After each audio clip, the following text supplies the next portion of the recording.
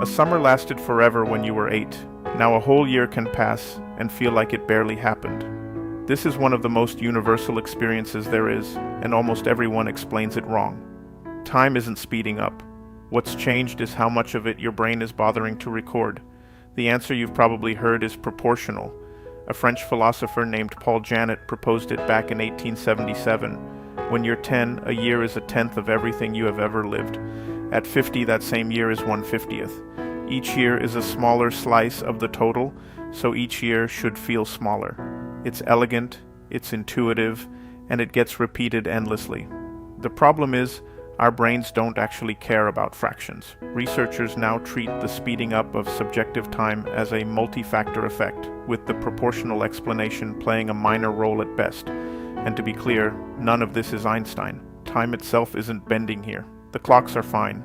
The change is happening entirely inside your memory. Your brain doesn't record experience at a constant rate. Laying down a lasting memory is expensive, so it's selective.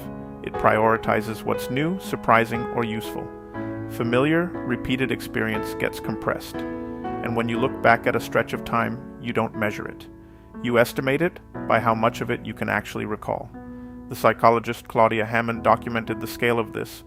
In ordinary routine life, people commit roughly 6 to 9 experiences per fortnight to long-term memory.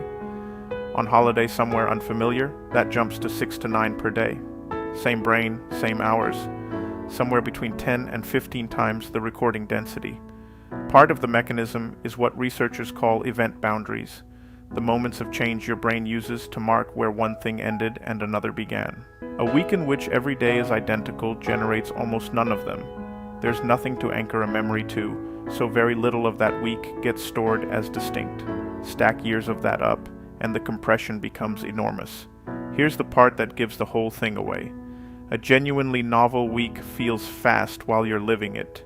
You're absorbed, you're not watching the clock, but afterwards it feels long, because it left so much behind.